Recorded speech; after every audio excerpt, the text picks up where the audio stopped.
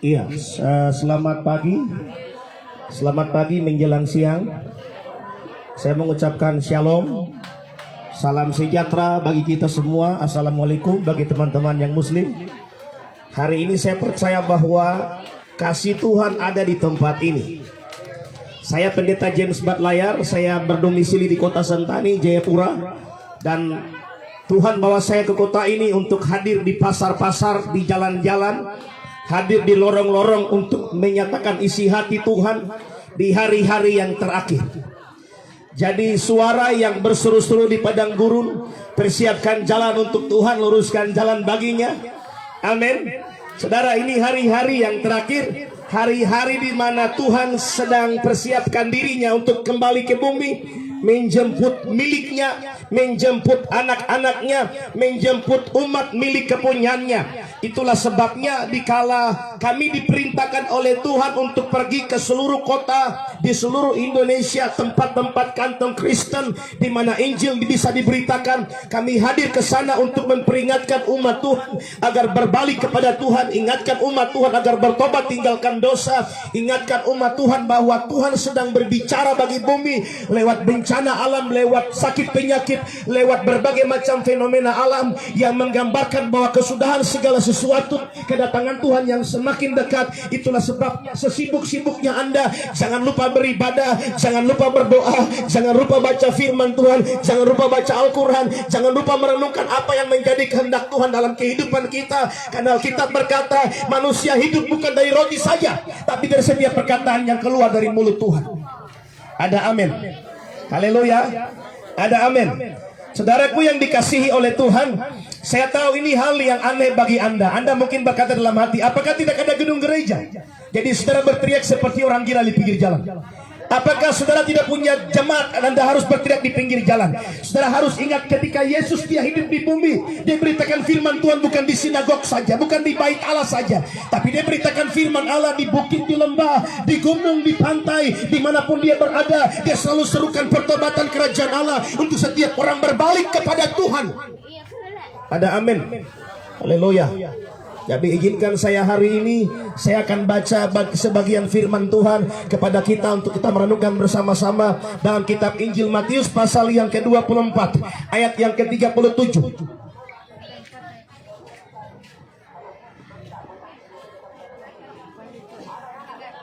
Saudara yang punya HP ada Alkitab Android bisa buka. Matius pasal 24 ayat 37. Matius 24 ayat 37 sampai ayat yang ke-44 dengan berikut pembacaan di situ nasihat berjaga-jaga. Alkitab katakan di sana, sebab sebagaimana halnya pada zaman Nuh, demikian pula halnya kelak pada kedatangan Anak Manusia. Sebab sebagaimana mereka pada zaman sebelum air bah itu makan dan minum, kawin dan mengawinkan sampai kepada hari Nuh dalam batra, dan mereka tidak tahu akan sesuatu sebelum air bah itu datang lalu melenyapkan mereka semua. Demikian pula halnya kelak pada kedatangan Anak Manusia. Pada waktu itu kamu, kalau ada dua orang di ladang, yang seorang akan dibawa dan yang lain akan ditinggalkan. Kalau ada dua orang perempuan sedang memutar batu kilangan, seorang akan dibawa dan yang lain akan ditinggalkan. Karena itu berjaga-jagalah, sebab kamu tidak tahu pada hari mana Tuhan datang. Tetapi ketahuilah ini, jika tuan rumah pada waktu mana, malah pada malam pencuri akan datang, sudahlah ia pasti akan berjaga-jaga dan tidak akan membiarkan rumahnya dibongkar. Sebab itu hendaklah kamu juga siap sedia, karena anak manusia datang pada saat yang tidak kamu duga. Amin. Saudara, sebelum saya bicara bagian ini, Yesus pernah bercakap-cakap dengan murid-muridnya di bukit. Mereka bilang begini, Guru, kasih tahu kepada kami tanda kesudahanmu yang akan datang. Alkitab bilang begini, Yesus menjawab mereka, engkau akan melihat deru perang di mana-mana, engkau akan melihat tanda-tanda perang, bencana-bencana alam, banjir, badai, puting beliung, dengan berbagai macam peristiwa fenomena alam yang terjadi. Itu menggambarkan bahwa kedatangan Tuhan semakin dekat. Bahkan kalau saudara lihat 2 tahun ini, kita diperhadapkan dengan sakit corona yang begitu dahsyat, luar biasa, membunuh manusia, mati di mana-mana. Artinya apa, saudaraku? Anda dan saya harus persiapkan diri untuk kedatangan Tuhan yang kedua kali. Kalau dalam ajaran Muslim ada yang disebut dengan Dajjal. Kalau dalam ajaran Muslim ada yang disebut dengan Imam Mahdi. Saudara, 10 tahun ke depan kita akan menghadapi masa krisis yang luar biasa. Kalau dalam ajaran Kristen, dalam Wahyu pasal 13 berbicara mengenai antikristus 666. Kalau dalam Al-Quran dikatakan Dajjal, dewa mata satu, malaikat mata satu. Saudaraku yang dikasihi oleh Tuhan, kalau kita baca Alkitab dalam kitab Matius pasal 24 tadi, Alkitab dengan jelas memberikan penjelasan bahwa hidup manusia di akhir zaman akan jadi seperti zaman Nuh, makan, minum, kawin dan mengawinkan sampai hari Nuh masuk ke dalam batra, dan semua orang sibuk dengan segala perkara, sibuk makan, sibuk jualan, sibuk cari uang, sibuk cari kerja, sibuk cari pangkat, sibuk cari nama, sibuk cari perkara-perkara dunia, sampai mereka lupa bahwa Tuhan mau datang ke dunia kedua kali. Ada amin? Ada amin? Al-Quran mencatat bahwa Isa Al-Masih adalah putra Maryam yang akan menjadi hakim di akhir zaman. Alkitab mencatat bahwa Yesus Kristus akan menjadi apa? Menjadi hakim bagi manusia, mengadili semua bangsa di bumi. Itulah sebabnya saudaraku, sesibuk-sibuknya Anda sedang cari masalah makan minum perut ini, Anda jangan lupa bahwa Tuhan sebentar lagi datang. Amin. Amin saudara. Haleluya. Sebagai hamba Tuhan, kami hadir di berbagai kota di Indonesia. Sebelum corona kemarin saya khotbah di tempat ini 1 kali, di Pasar Makale tapi bagian sebelah. Saya ada di Pasar Getengan, saya ada di pasar apa lagi? Pasar Rembon ya. Haleluya. Kemarin kami ada di Pasar Sangalah. Hari ini kami ada di Pasar Makale. Saudaraku yang dikasihi oleh Tuhan, kenapa sampai kami harus bicara firman di pinggir jalan? Karena kedatangan Tuhan sudah dekat. Kalau saudara baca dalam kitab Matius pasal 22 ayat 1 sampai 14, ada seorang raja yang punya pesta perjamuan kawin. Dia suruh hamba-hambanya pergi ke seluruh penjuru kota.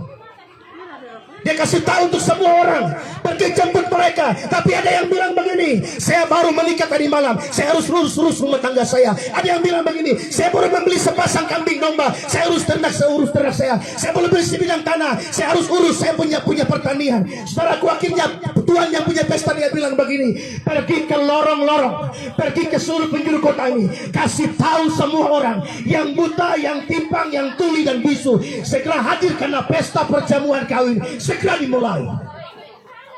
Amin.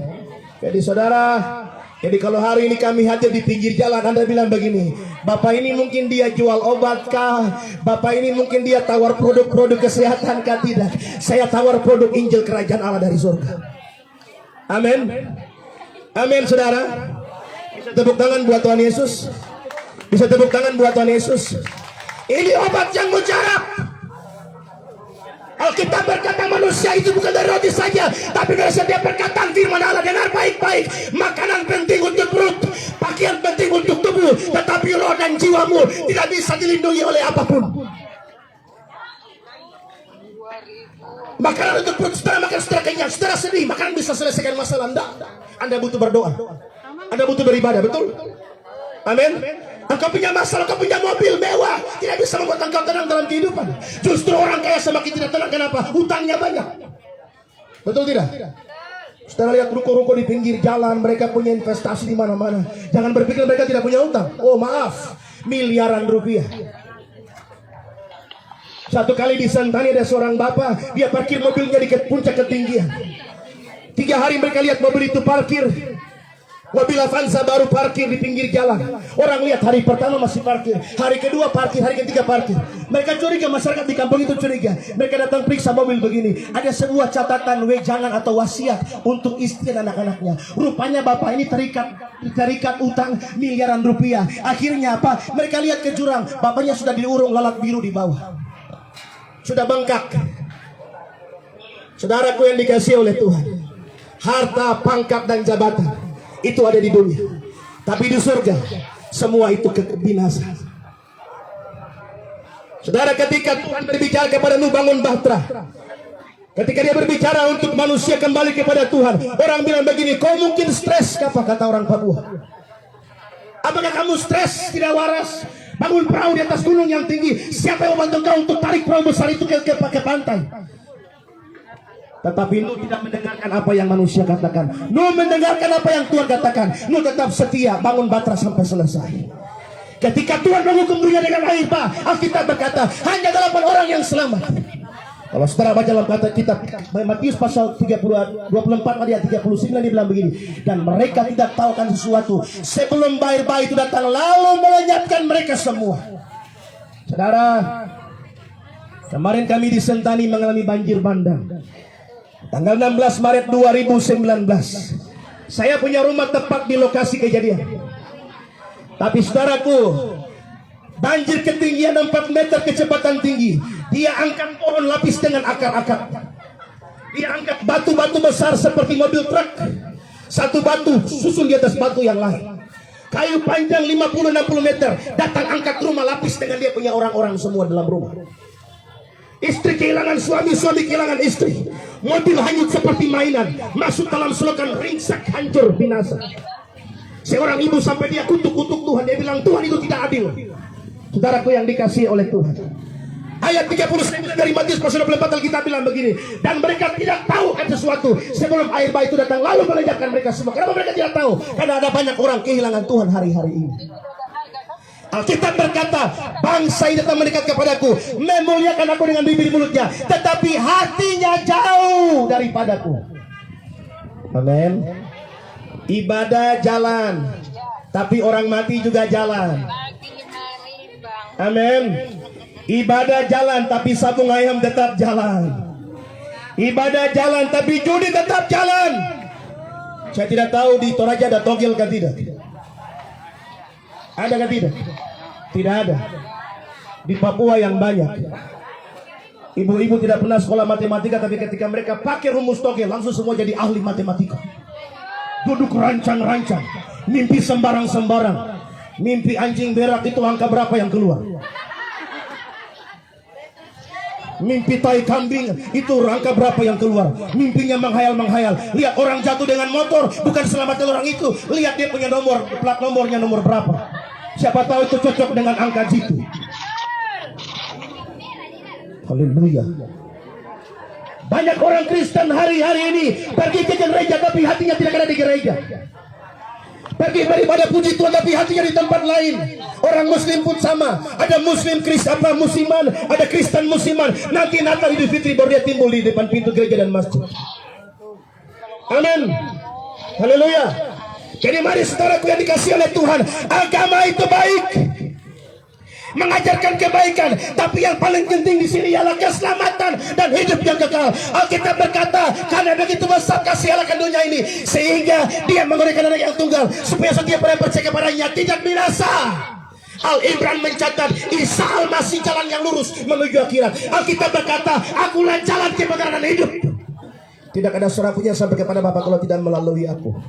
Jadi saudara persiapkan diri di hari terakhir. Coba katakan buat Anda ini sudah tahun 2022.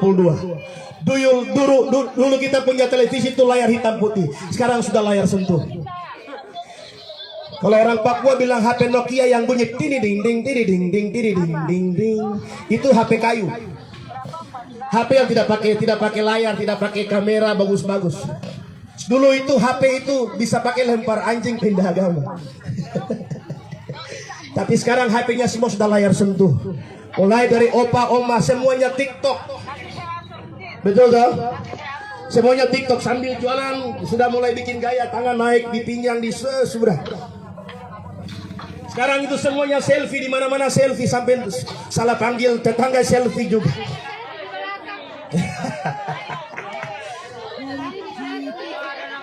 Oh, selfie di belakangnya. Aduh Mbak, minta maaf Mbak. Iya. Jadi hari ini saya katakan buat Anda, hidup di dunia ini hanya sementara saja. Jangan cintai dunia lebih daripada kebenaran firman Allah. Jangan cintai dunia lebih daripada firman Tuhan. Hari ini Anda sehat, bersyukur. Dompet ada uang atau tidak itu tidak penting. Yang penting ada nafas kehidupan. Ada banyak orang yang punya duit tapi pakai oksigen di rumah sakit. Apa artinya uang itu? Ada orang yang cantik, ganteng, punya uang banyak tapi makannya cuma bubur karena sakit ini sakit itu. Ada banyak orang yang tinggal di belakang trali besi, divonis penjara 20 tahun, kehilangan istri dan anak-anaknya. Kebahagiaan bukan masalah saudara punya isi dompet. Makanya kalau saya khotbah di Sentani saya bilang begini, sukacita orang Kristen tidak tergantung dari isi dompet. Nanti kalau ada isi dompetnya tebal, dia bilang haleluya, puji Tuhan, shalom, luar biasa. Tapi tanggal 20 ke atas, waktu uang sudah mulai menipis, mau bilang shalom saja susah, mukanya bengkak seperti pepaya mentah. Amin. Jadi mari bersyukur untuk kehidupan yang Tuhan kasih. Mari bersyukur atas nafas yang Tuhan beri. Mari bersyukur, berdoa dan berjaga-jaga kata Alkitab. Sebab kedatangan Tuhan semakin dekat. Sibuk hari Minggu gereja, hari Jumat masjid. Ingat ibadah penting. Amin. Ibadah itu investasi untuk kekekalan. Ibadah itu investasi untuk kekekalan. Ibadah mengandung janji, bukan hidup yang hari ini saja, tapi untuk hidup yang akan datang. Amin. Mati kemana bu? Pak, neraka ada, surga juga ada. Amin. Kos-kosan sementara kita ukurannya cuma 2x1 pak. Jangan cari uang sampai lupa Tuhan. Amin. Cantik wajah terakhir tengkorak. Kaya mobil terakhir mobil jenazah.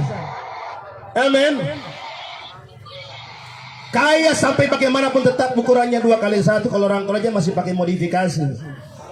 Di tongkonan, disimpan, petingnya dijejer. Tapi kalau di Papua enggak, ceplok masuk dalam tanah kubur, selesai. Tidak ada sesuatu yang penting dalam hidup ini, saudara. Mari bawa hidupmu semakin dekat dengan Tuhan. Sebagai hamba Tuhan, saya kasih tahu buat Anda, 2022 bukan tahun baik. 2023 bukan tahun baik, tahun bencana dan bencana. Anda harus dekat dengan Tuhan. Jangan Anda bilang begini, Toraja itu aman-aman saja Pak. Kami semua dari dulu tidak pernah bencana. Iya yang katakan, Tuhan bilang bencana, saudara mau bikin apa? Saudara lihat Palu kemarin, likuifaksi, tangan. Amin. Jadi mari bawa hidupmu semakin dekat dengan Tuhan. Biarlah firman Allah di siang hari ini menghibur, menegur, mengajar, memberi motivasi dorongan, mengajar kita untuk berbalik kepada Tuhan. Dengar baik-baik, hidup ini singkat, 70 tahun, 80 tahun, lebih daripada itu kematian. Bahkan hari ini pun bayi dalam kandungan pun bisa mati. Kenapa? Bisa isi ulang, galon air habis bisa isi ulang. Tapi kalau nafas habis, tidak bisa sistem isi ulang nafas. Amin. Anda bukan HP, baterai habis pergi cas di tembok situ hidup lagi. Anda bisa cas dirimu di tembok? Tidak bisa. Ke rumah sakit kalau dokter bilang, Pak, Bu, maaf sudah meninggal, Bapak sudah meninggal. Ya sudah meninggal. Mau bikin apa lagi? Jadi hidup ini hanya sementara. Pergunakan waktu yang ada untuk cari Tuhan, agar ketika kita mati kita tahu surga milik kita. Tepuk tangan yang paling meriah buat Tuhan. Tuhan memberkati Tanah Toraja, Tuhan memberkati Rantepao, Tuhan memberkati Makale, Tuhan memberkati Mamasa, Tuhan memberkati negeri ini. Saya percaya ada rencana Tuhan yang sangat besar bagi tanah ini. Dan mari kita berikan hidup kita kepada Tuhan. Tundukkan kepala saudara setengah menit. Saya akan berdoa bagi kita. Mari kita berdoa. Kami bersyukur kepada Tuhan karena Engkau baik, Engkau hebat, Engkau luar biasa. Hari kami sudah mendengarkan Injil Kristus. Kami percaya kami diberkati. Kami percaya kami dipulihkan. Berkati setiap jawaban pertanyaan kami, masalah kami, jualan kami, keluarga kami, rumah tangga kami. Berkati pasar ini, kepala pasar, petugas pasar. Memberkati semua para pedagang yang ada. Kami percaya Tuhan, sekalipun beban kami berat, waktu kami datang kepada Tuhan, beban masalah kami akan diangkat oleh Tuhan. Karena Yesus berkata, marilah kepadaku kamu yang letih lesu dan beban berat, aku akan berikan kelegaan kepadamu. Dalam nama Yesus Kristus kami sudah berdoa dan mengucap syukur. Haleluya. Amin. Tabe, shalom. Tuhan Yesus memberkati. Selamat siang. Salam sejahtera. Izinkan saya sampaikan salam dari Sentani, bahasa Sentani. Foi moi onomi. Hari yang baik, hari yang indah. Tuhan memberkati kita semua. Shalom.